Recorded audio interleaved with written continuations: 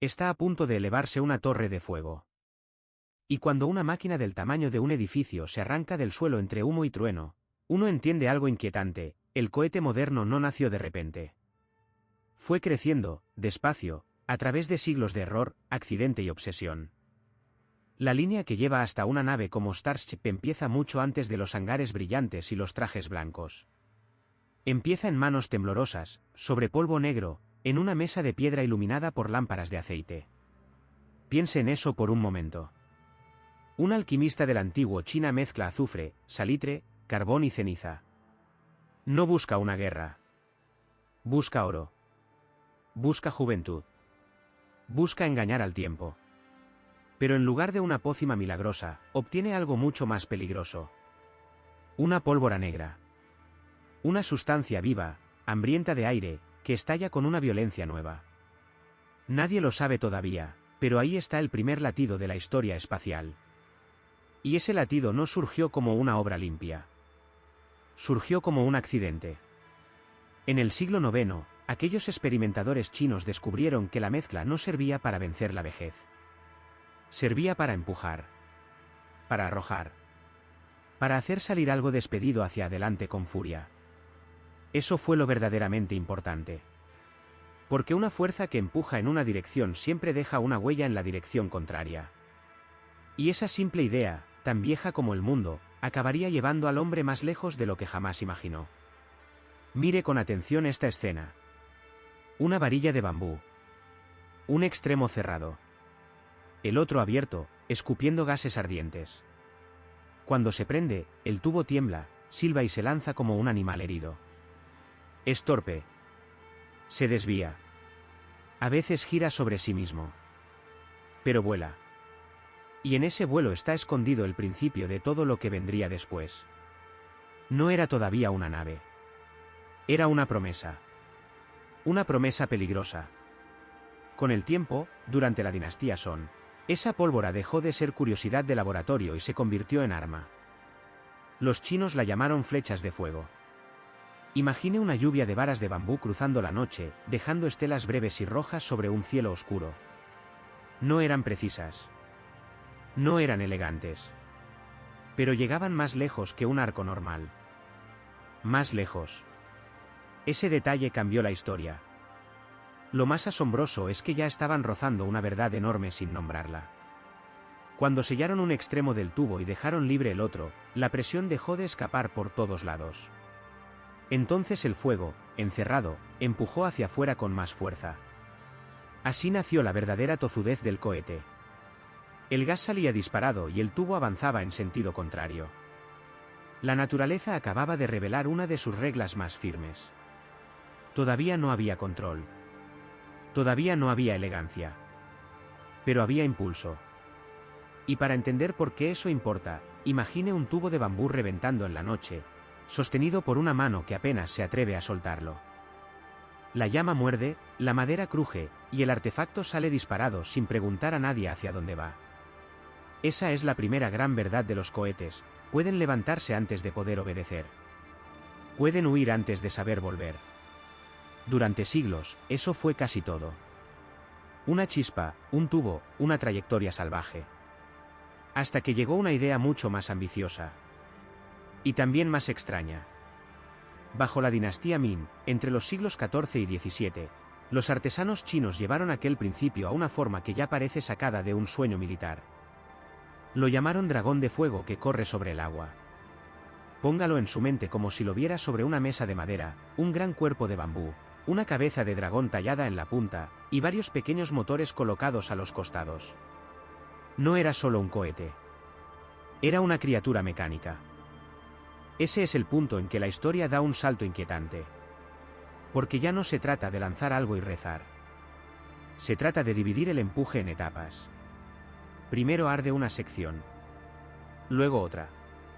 Como si la máquina se despojara de su propia piel para seguir avanzando. Eso mismo hacen hoy los grandes cohetes. Lo hacían ya, en forma primitiva, aquellos ingenieros de guerra.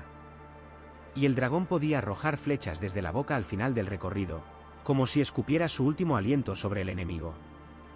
La imagen es poderosa por una razón. Porque anuncia el futuro.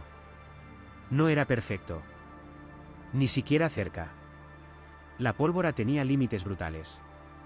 Era inestable, desigual, demasiado pobre para sostener vuelos altos o viajes largos.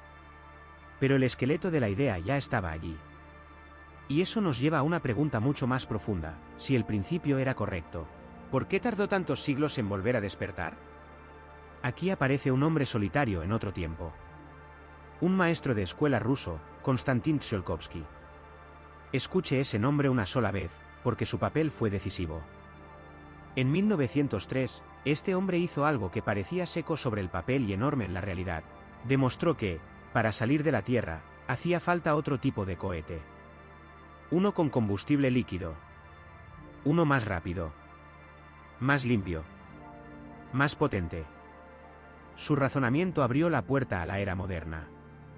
Y esa puerta no se abrió con ruido. Se abrió con matemáticas y paciencia. Imagine lo que significaba eso en aquella época. No había una industria espacial esperando. No había plataformas de lanzamiento relucientes. Había una idea solitaria, casi absurda, escrita por un maestro que entendía que el viaje al espacio exigiría dos líquidos distintos, uno que arda y otro que haga arder. Uno para alimentar la llama, otro para darle el oxígeno necesario. Ese segundo elemento, el oxidante, debía ser tan frío que se volvía líquido solo a temperaturas heladas, muy por debajo de los 180 grados bajo cero. Era una exigencia brutal. Casi imposible. Y sin embargo, la época empezaba a cambiar. La electricidad avanzaba por el mundo, y con ella llegaron nuevas bombas, nuevos materiales y nuevas formas de enfriar y comprimir. Lo que antes parecía un sueño de gabinete empezó a tomar forma de máquina real. Porque un cohete no vive solo de fuego. También necesita presión. Necesita empujar el combustible desde sus depósitos hasta la cámara donde todo se enciende. Sin esa presión, el sistema muere. Con ella, el incendio se vuelve obediente. Aquí conviene detener la imagen en la mente. Vea un motor de cohete como una garganta de metal. Arriba, un depósito oscuro. En medio, una cámara donde el combustible se mezcla y ruge. Abajo, una salida estrecha que obliga a los gases a correr con violencia. Esa salida no está ahí por adorno. Está ahí porque la presión busca escape, y al encontrar un canal estrecho, se convierte en velocidad. Y la velocidad se convierte en empuje. Todo el misterio del cohete cabe en esa garganta de fuego. Tsiolkovsky no solo habló de motores. También sugirió algo mucho más audaz: hidrógeno líquido y oxígeno líquido como combinación ideal. Además, defendió las etapas múltiples y los sistemas de guiado por giroscopio. Es decir, ya veía el cohete como un cuerpo que podía orientarse y desprender peso para seguir subiendo. Una idea adelantada a su tiempo. Muchísimo. Y aquí viene el giro que cambia todo. 2 décadas después, en 1926, un físico estadounidense llamado Robert Goddard hizo despegar la primera de combustible líquido de la historia. Fue en Auburn, en Massachusetts. Aquella máquina apenas avanzó unos segundos. Alcanzó poco más que la altura de un edificio pequeño. No impresionaría a nadie hoy. Pero en ese instante se abrió una puerta que ya no se cerraría. Ese primer vuelo fue breve. Muy breve. Pero no se necesita mucho tiempo para cambiar el mundo.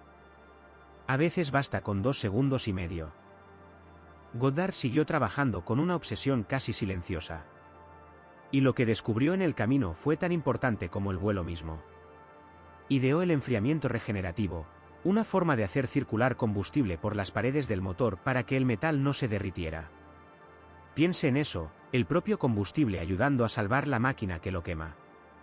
Una idea elegante, casi cruel. También incorporó la estabilización giroscópica. En lugar de confiar en que el cohete saliera recto por pura suerte, introdujo un sistema para mantenerlo firme. Y añadió bombas de combustible para evitar que todo dependiera de un depósito presurizado que se vaciaría demasiado pronto. Con eso, el flujo podía sostenerse. El motor dejaba de respirar a tirones y empezaba a latir de forma continua. Eso fue un salto real. Y todavía había otro por venir. En 1935, Una de sus máquinas ya había superado los 2 kilómetros de recorrido gracias a una construcción por módulos. Parte del cohete se desprendía cuando dejaba de servir. Igual que en los antiguos sistemas chinos, pero ahora con una intención mucho más precisa. Menos peso arriba significaba más distancia. Más control. Más ambición. Deténgase ahí un segundo. Lo que empezó como polvo negro en un laboratorio chino terminó convertido en una idea capaz de llevar carga, satélites y personas más allá de la atmósfera. Pero entre esos dos extremos hubo siglos de ensayo, incendios, manos quemadas y noches enteras mirando una llama temblorosa. Y aún faltaba la parte más difícil, convertir empuje en viaje. Porque una cosa es lanzarse al aire. Otra, completamente distinta, es dominarlo. A Goddard lo miraban con condescendencia. Era un soñador, un aficionado, decían algunos. Pero sus patentes quedaron ahí, como clavos hundidos en la madera, y con el tiempo sostuvieron a los cohetes americanos y alemanes. Mire bien esa ironía. El hombre ignorado terminó marcando el camino de los gigantes. En Alemania, otro nombre empezó a encender la imaginación de toda una generación. Germán Ober publicó un libro en 1923, y aquel volumen cayó como una chispa sobre jóvenes obsesionados con el cielo. Entre ellos estaba un muchacho llamado Wernher von Braun, que trabajaba con oxígeno líquido y alcohol. Esa mezcla parecía sencilla. No lo era. Era una promesa de fuerza bruta, de empuje real, de algo capaz de romper la vieja frontera de los motores anteriores. Y aquí está el punto que lo cambia todo: esos experimentos no se quedaron en el papel. Von Braun terminó llevando esa ambición hasta la Quinta II, aceptada por el ejército nazi en 1944.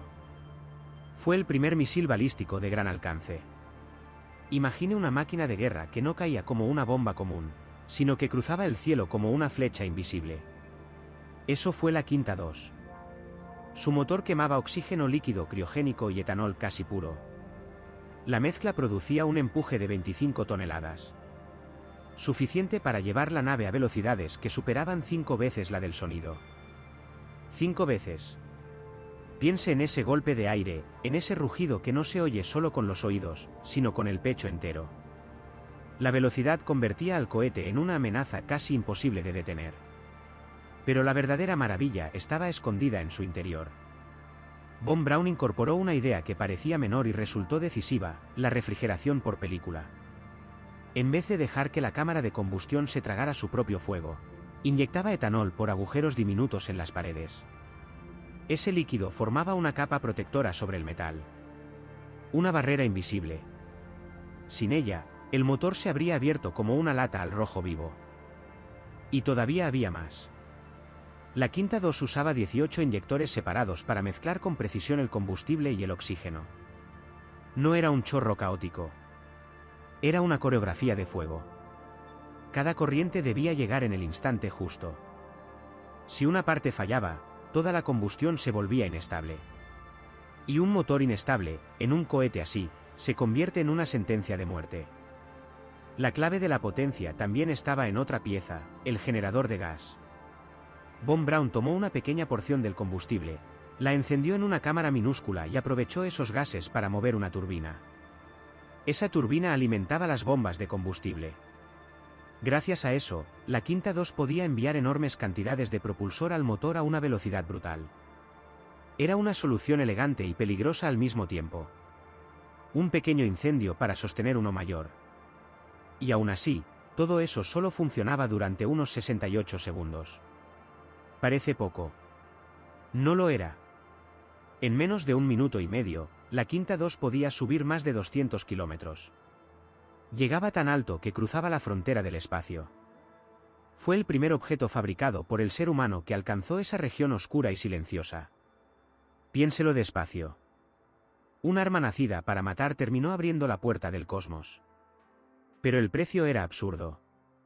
El verdadero límite no estaba en el motor, sino en el combustible. El etanol era dificilísimo de producir en grandes cantidades.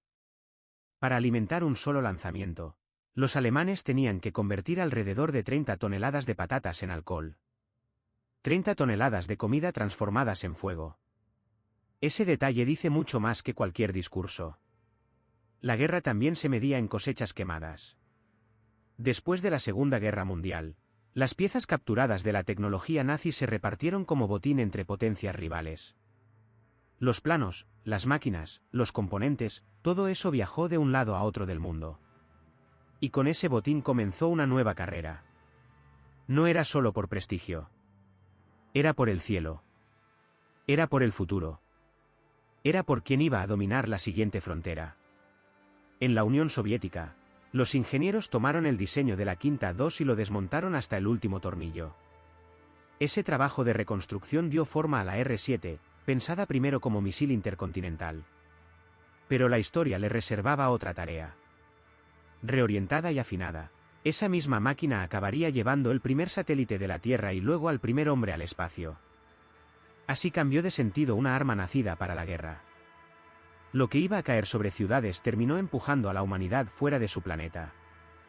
El salto no ocurrió por magia.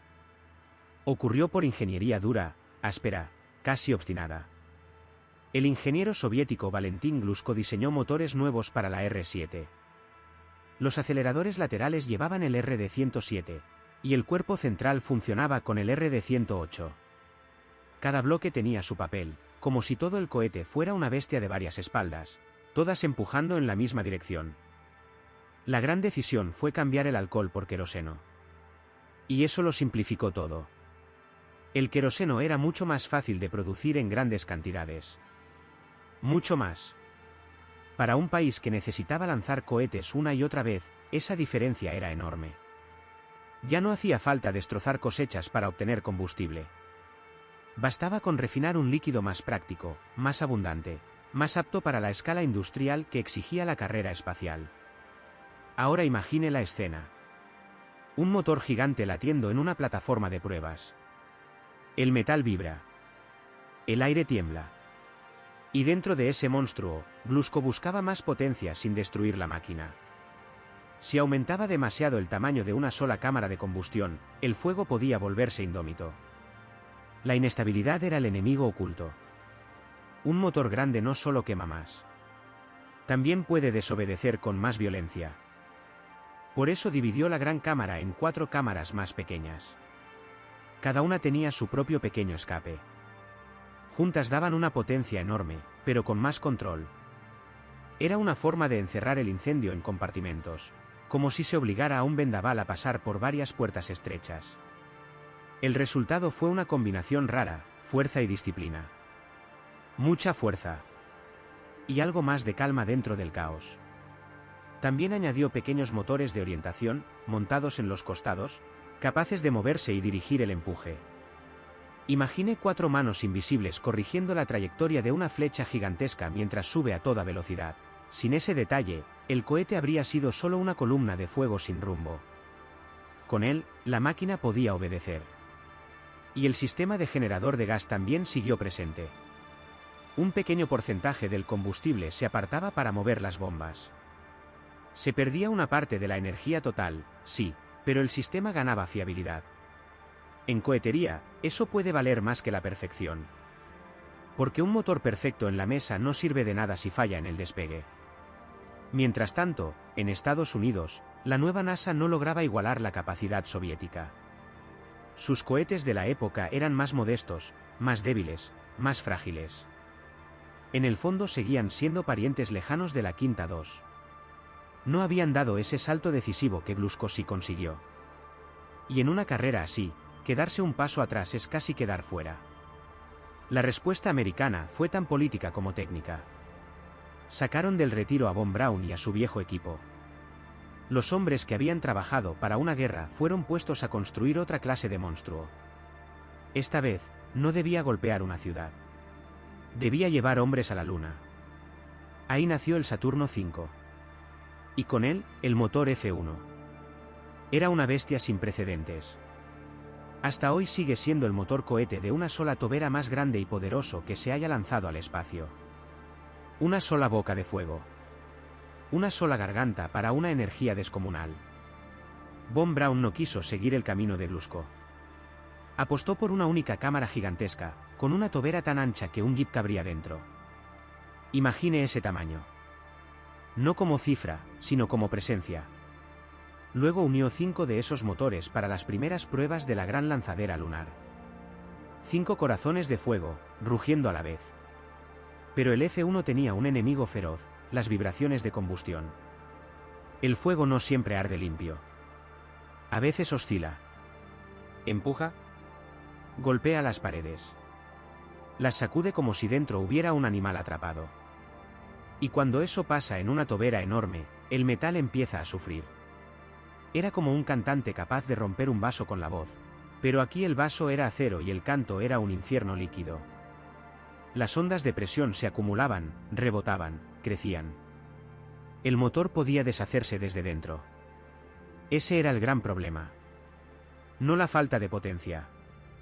La potencia sobraba. El problema era impedir que la propia furia del motor lo despedazara. Glusko tenía razón sobre el precio oculto de empujar un motor más lejos. Pero la agencia no se rindió. Y la solución no vino de la fuerza bruta, sino del sonido. Imagine, por un momento, una cámara de acero rugiendo como una cueva atrapada por un huracán.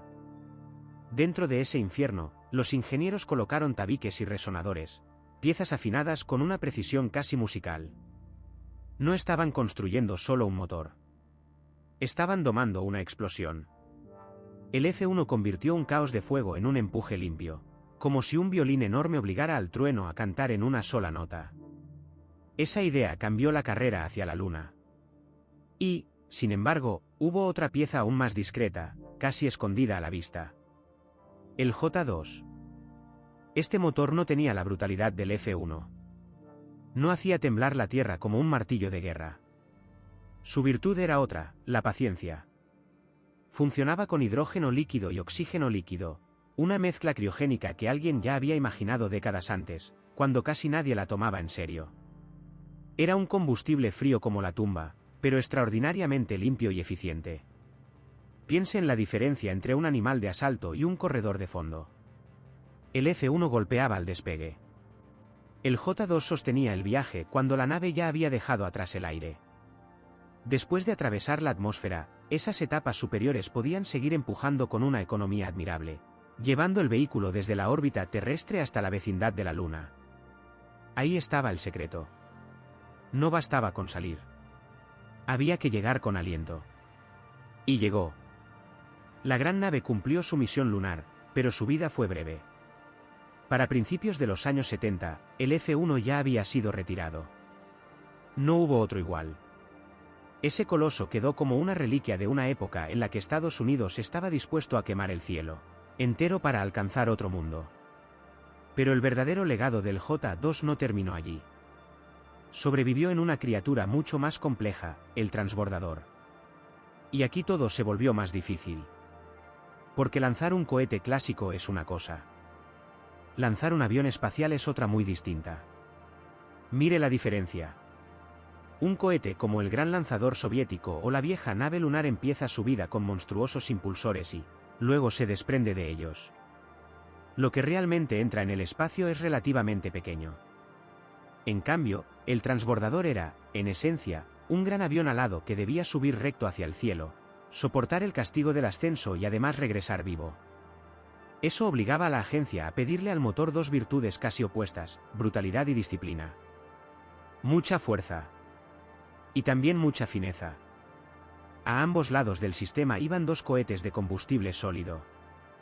Eran lo más primitivo que existe en la familia de los motores espaciales. Una gran tubería llena de polvo inflamable, cerrada por un extremo y rematada por una tobera en el otro.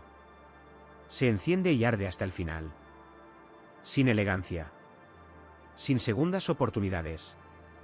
La idea viene de la antigua China, de tiempos en que la pólvora todavía era una maravilla y un peligro al mismo tiempo.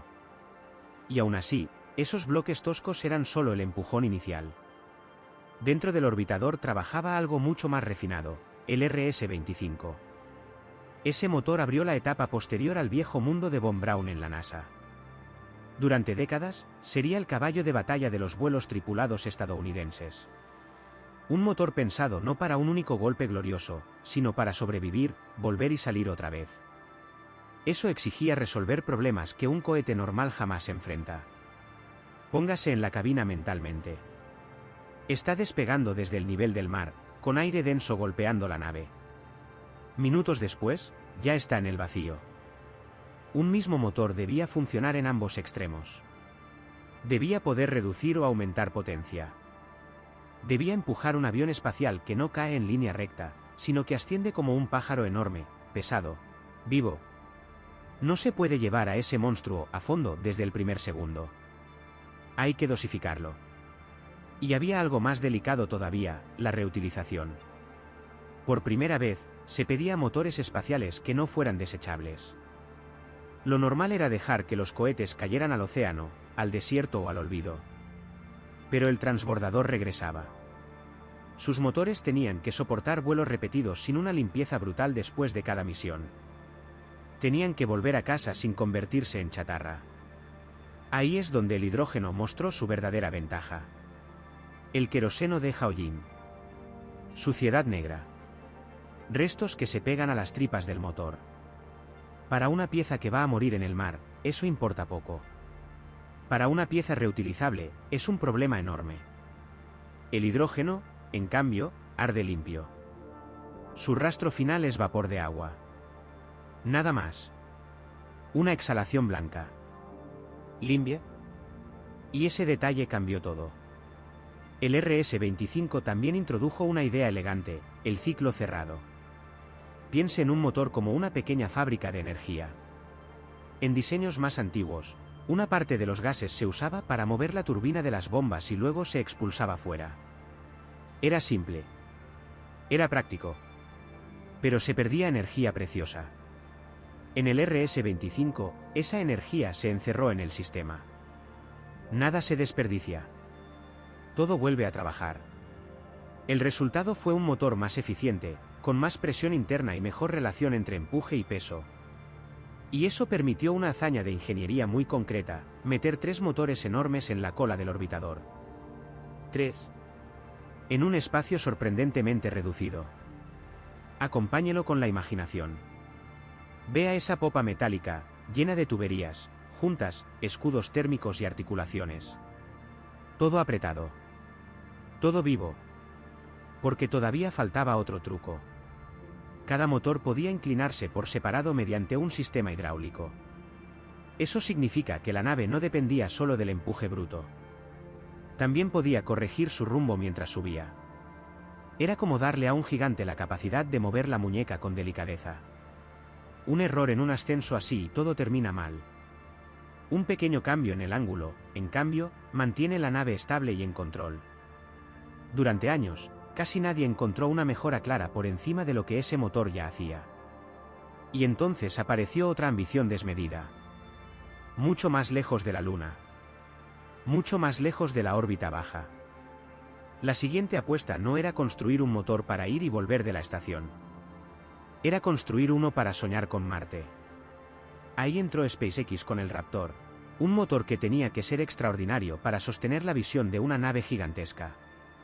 La idea era simple de decir y casi imposible de hacer: llevar gente y carga, aterrizar en otro planeta, cargar combustible allí y regresar. Eso ya no era solo un lanzamiento.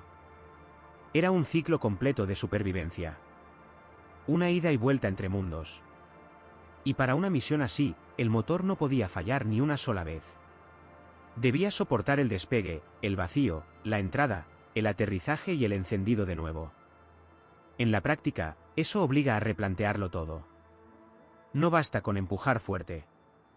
Hay que empujar, sobrevivir y repetir. Esa es la nueva frontera. Mire el contraste con los viejos gigantes de la era lunar. Aquellos motores nacieron para una sola carrera heroica. Los nuevos, en cambio, nacen para servir muchas veces, regresar enteros y volver a encenderse como si nada hubiera pasado. Esa es la verdadera revolución. No el ruido. No el tamaño. La resistencia. Y detrás de esa resistencia sigue latiendo la misma obsesión que empezó todo, como exprimir más energía del fuego sin destruir la máquina que la contiene. Para llegar a esa meta, Raptor tendría que encajar, al mismo tiempo, en 4 leyendas distintas. La fuerza del F1. La fiabilidad del RD-107. la eficiencia del RS-25. Y todo eso, encerrado en un cuerpo compacto, listo para fabricarse en serie como nunca antes se vio en la industria espacial. Eso es lo inquietante. Piense en la escala.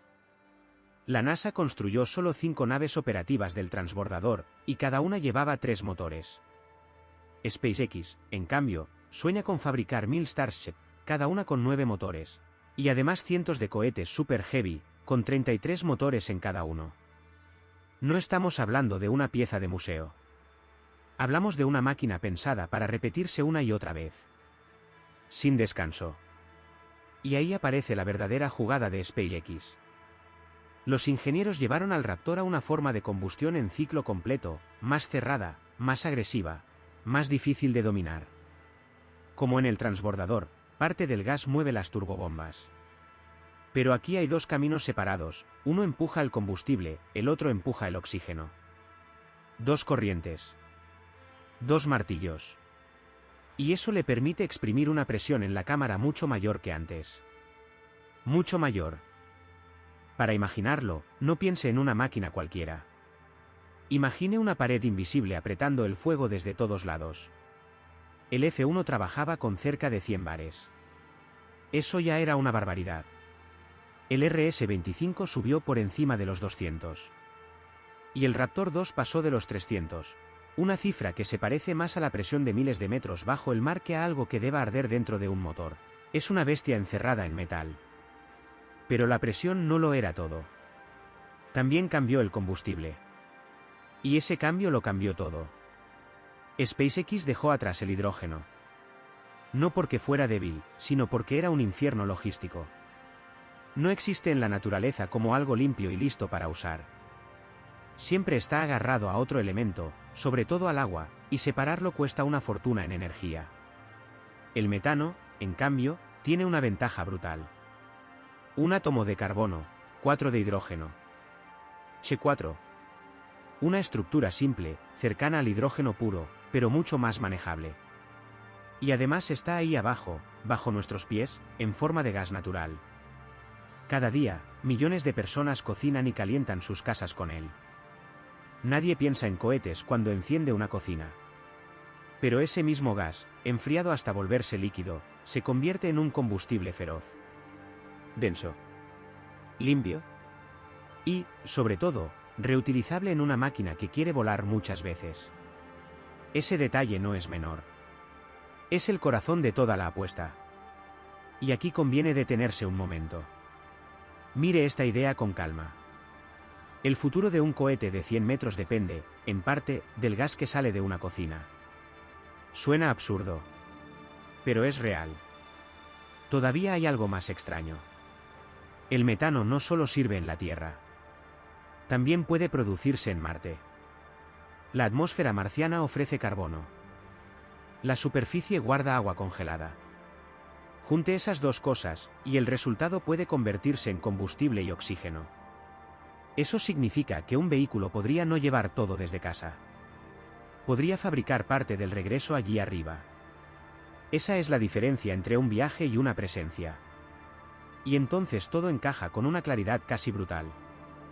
Cada generación de motores nació por una necesidad distinta. Primero, ganar guerras. Después, ganar la carrera espacial y poner un hombre en la Luna. Hoy, empujar la vida humana más lejos, hacia otros mundos. Cambian los nombres, cambian los bandos, cambian las banderas. Pero el principio sigue siendo el mismo.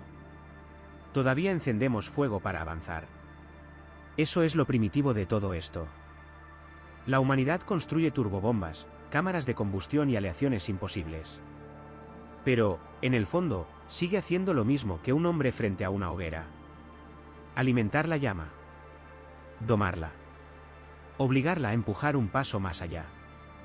Y cuanto más lejos llega, más evidente se vuelve una cosa. Aún estamos empezando.